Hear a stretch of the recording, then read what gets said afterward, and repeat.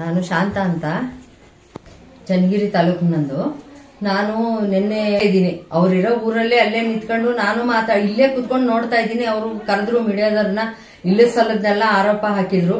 ಅವ್ರು ನನಗೆ ಮಾರಣಾಂತಿಕ ಹಲ್ಲೆ ಮಾಡಿ ನನ್ನ ಮನೆಯಿಂದ ಓಡಿಸಿ, ನಾನು ನೆಂಟ್ರ ಮನೆಗೆ ಹೋಗಿರಂಗ್ ಮಾಡಿ, ಇರೋ ಬರೋರ ಹತ್ರಕ್ಕೆಲ್ಲ ಸಾಲ ಸಂಘ ಎಲ್ಲ ತೆಗೆದುಕೊಟ್ಟಿದ್ದೀನಿ. ಅವರಿಗೆ ಎಲ್ಲ ತೆಗೆದುಕೊಟ್ಟು ನಾನು ಹೋಗಿ ಅಲ್ಲಿಂದ ಫೋನ್ ಮಾಡ್ತೀನಿ. ಒಬ್ರು ಸಂಘ ಸಾಲ ಯಾವ್ದು ಒಪ್ಕೊಂಡಿಲ್ಲ, ಯಾವ್ದಾವ್ದನ್ನು ಒಪ್ಕೊಳ್ದಂಗೆ ಅವ್ರಿಗೆ ಕೊಟ್ರೆ, ಸಾಲ ಕೊಟ್ಟಿರೋರಿಗೇನೆ ವಾಪಸ್ಸು ನೀವು ಹೋಗ್ರಿ, ವಿಷ ಕೊಡಿ ಹೋಗ್ರಿ, ಆಕೆ ಹೋಗಿದ್ದಾಳಲ್ಲ ಅಂತ ನನ್ನ ಮೇಲೆ ಆರೋಪ ಹಾಕಿ ಕಳಿಸಿದ್ದಾರೆ.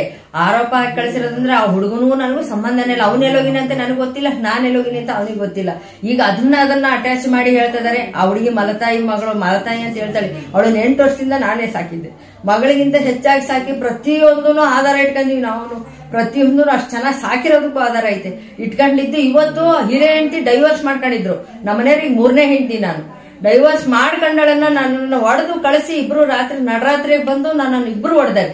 ಇಬ್ರು ಹೊಡೆದು ಕಳಿಸಿದ್ದಕ್ಕೆ ನಾನು ಹೋಗಿದ್ದೀನಿ. ಅದನ್ನ ಈ ತರ ಕತೆ ಕಟ್ಟಿ ಈ ತರ ಎಲ್ಲ ಇಷ್ಟೊಂದು ದೊಡ್ಡ ಅವಂತರ ಮಾಡಿ ನನ್ನ ಟಿವಿ ಒಳಗೆಲ್ಲ ಬಿಟ್ಟಿದೆ. ಇದೇ ಊರಾಗೆ ಇದ್ದೀನಿ ನಾನು. ಎಲ್ಲೋ ಬೀಗ ಹಾಕೊಂಡು ಪರಾರಿಯಾಗಿ ಹೋಗಿದ್ದಾಳೆ.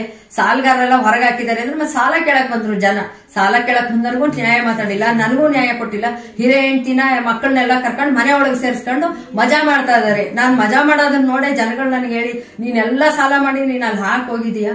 ಅವ್ರು ನೋಡಿದ್ರೆ ಎಲ್ಲರೂ ಸೇರ್ಕೊಂಡು 4 ಜನ ಆರಾಮಾಗಿ ಮಜವಾಗಿ ತಿರುಗ್ತಾ ಇದಾರೆ, ಶೋಕಿ ಮಾಡ್ತಾ ಇದಾರೆ. ನಾವ್ ಹೋಗಿ ಸಾಲ ಕೇಳೋರು ವಿಷ ಕುಡಿ ಹೋಗ್ರಿ ಅಂತದಾರೆ ಅಂತ. ದಯವಿಟ್ಟು ನೀವ್ ಏನಾದ್ರು ಮಾಡಿ ಜನಗಳಿಗೆ ನ್ಯಾಯ ಕೊಡಿಸ್ಬೇಕು, ನನಗೂ ನ್ಯಾಯ ಕೊಡಿಸ್ಬೇಕು. ಅವರು ಯಾರು ಹೋದ್ರು ರೌಡಿಸಮ್ ಮಾಡ್ತಾ ಇದಾರೆ, ಒಡೆಯಕ್ ಬರೋದು, ಕೊಲೆ ಮಾಡ್ತೀನಿ ಅನ್ನೋದು. ಅವಳನ್ನ ಕರ್ಕೊಂಬಂದು ಡೈವರ್ಸ್ ಆಗಿರೋ ಹೆಂಡತಿ ಕರ್ಕೊಂಬಂದು ಅವ್ರ ಮಕ್ಳಿಗೋಸ್ಕರ ಈಗ ಆ ಪ್ಲಾನ್ ಮಾಡಿ ಸಾಲನೆಲ್ಲ ಒಟ್ಟು ನನ್ನ ತಲೆ ಮೇಲೆ ಹಾಕಿ ಕುತ್ಕೊಳಕ್ ನೋಡ್ತಾ ಇದಾರೆ. ಅವ್ರು ಇದ್ದಾಗ್ಲೇ ಜೊತೆಗೆ ಊರ್ ಜನ ಎಲ್ಲ ಬಂದು ಸಾಲ ಕೊಟ್ಟಿರೋದು. ಯಾರು ಸಪರೇಟ್ ಆಗಿ ಇಷ್ಟೊಂದೆಲ್ಲ ಸಾಲ ಯಾರು ಕೊಡಲ್ಲ. ಇಷ್ಟು ವರ್ಷ ಆಗಿದ್ದು ನಾನು ಬಂದು ಇಲ್ಲಿದ್ದಿ ಈ ಊರಾಗ ನೋಡ್ತಾ ಇದ್ದಾರೆ. ನಾನು ಹಂಗಿರೋದಕ್ಕೆ ಜನಗಳೆಲ್ಲ ನನ್ಗೆ ಬಾ ನಿನ್ಗೊಂದ್ ನ್ಯಾಯ ಕೊಡಿಸ್ತೀವಿ ನಾವು ಅಂತೇಳಿ ಅವ್ರು ಬಲವಂತ ಮಾಡ್ಕೊಂತಾರೆ. ಹೊರತು ನಾನ್ ಜೀವಕ್ಕೆ ಎದ್ರಕೊಂಡು ಹೋಗಿದ್ದೆ, ಹೊರತು ನಾನು ಇದಕ್ಕೆಲ್ಲ ಹೋಗಿದ್ದಿಲ್ಲ. ಇಬ್ರು ಸೇರ್ಕೊಂಡು ಬಂದು ಹೊಡೆದಾರೆ. ಅವಳು ನಾನ್ ಲೀಗಲ್ ಹೆಂಡತಿ, ನನ್ನ ರಿಜಿಸ್ಟರ್ ಮದ್ವೆ ಆಗಿದ್ದಾರೆ. ಅವಳಿಗೆ ಡೈವರ್ಸ್ ಮಾಡಿದ್ದಾರೆ. ಅವಳಿಗೆ ಡೈವರ್ಸ್ ಮಾಡಿದ್ಮೇಲೆ ನನಗೆ ಮದ್ವೆ ಆಗಿದ್ದಾರೆ. ಅವರು ಮದ್ವೆ ಆಗಿ ಈಗ ದುಡ್ಡು ಕಾಸಿಗೋಸ್ಕರ, ಈಗ ಮನೆಗೋಸ್ಕರ ನನ್ನನ್ನು ಈ ತರ ಎಲ್ಲ ಮಾಡಿದ್ದಾರೆ. ಆಸ್ತಿ ಮನೆಗೋಸ್ಕರ ನನ್ನ ಬೀದಿ ಮೇಲೆ 10-15 ದಿವಸದಿಂದ ಬೇರೆ ಮನೆಗೆಲ್ಲ ಕಾಲ ಮಾಡ್ತೀನಿ. ಪಾಪ ಬೇರೆಲ್ಲ ಇಟ್ಕೊಂಡು ಅನ್ನ ಹಾಕ್ತಿದ್ರು ನನ್ನನ್ನ. ಅವ್ರು ಆದ್ರೂ ಇವತ್ತಿಗೂ ಬಂದು ಒಂದ್ ಮಾತು ಕರೀಲಿಲ್ಲ, ಹೇಳಿಲ್ಲ. ನೆನ್ನೆ ಬಿಡಿಯೋದನ್ನ ಕರೆಸಿ ಮಾತಾಡ್ಬೇಕಾದ್ರೆ ನಾನು ಅಲ್ಲೇ ಕೂತ್ಕೊಂಡಿದ್ದೀನಿ. ಅವ್ರು ನಾನು ಇದೀನಿ ಅಂತ ಹೇಳಿಲ್ಲ, ಪರಾರಿ ಆಗೋಗಿದ್ದಾಳೆ ಅಂತ ಸುಳ್ಳು ಸುದ್ದಿ ಹಬ್ಸಿದ್ದಾರೆ.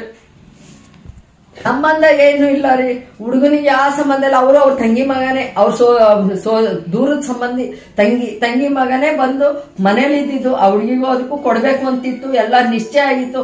ಅವಳು ಅವನು ಚೆನ್ನಾಗೇ ಇದ್ರು, ಚೆನ್ನಾಗಿದ್ದೆ ಮದ್ವೆ ಆಗಿರೋದು. ಬಲವಂತ ಮಾಡಿ ವಿಷ ಹಾಕ್ತೀನಿ ಅಂತಂದ್ರೆ ಯಾರು ಹೆದರ್ತಾರೆ ಈಗಿನ ಕಾಲದಲ್ಲಿ. ಅಲ್ಲೇ ಪಕ್ಕದಲ್ಲೇ ಅವ್ರಿಗೆ ಅವ್ರ ಅಮ್ಮ ಅವರ ತಂಗಿ ಎಲ್ಲ ಅಲ್ಲೇ ಇರೋದು. ಇನ್ನೊಂದು ಹೆಂಡತಿ ಏನಿದೆ ಡೈವರ್ಸ್ ಆಗಿದೆ, ಅದು ನಮ್ಮ ಅತ್ತೆ ಮಾವರ ಮನೇನೆ ಅವಳಿಗೂ ಬಿಟ್ಟು ಕೊಟ್ಟಿದ್ದೆ.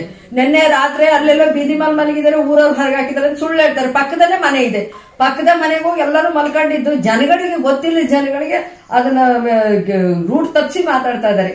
ಅಲ್ಲೇ ಪಕ್ಕದಾಗೆ ಬಿಟ್ಟಿದೀವಿ, ಅಲ್ಲೇ ಇದಾರೆ ಅವ್ರು.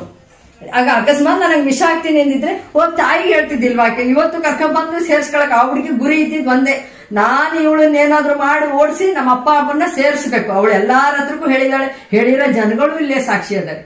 ಈ ತರ ಮಾಡಿ ನನ್ನನ್ನ ರೌಂಡ್ ಮಾಡಿ ಇವ್ರು ಪ್ಲಾನ್ ಮಾಡಿ ನನ್ನನ್ನ ಹೊರಗಡೆ ಹಾಕಿ ಇದನ್ನೆಲ್ಲ ಕಥೆನೆಲ್ಲ ಕಟ್ಟಿ ನನ್ನನ್ನು ಬೀದಿಗೆ ತಂದು ನಿಲ್ಸಿದ್ದಾರೆ. ನನಗೆ ನ್ಯಾಯ ಕೊಡಿಸ್ಬೇಕು. ನಮ್ ಜನ ಎಲ್ಲ ನಾನು ಸಪೋರ್ಟ್ ಮಾಡೋದಕ್ಕೆ ಅವ್ರ ಮೇಲೆಲ್ಲ ಅಪವಾದ ಹಚ್ತಾ ಇದಾರೆ.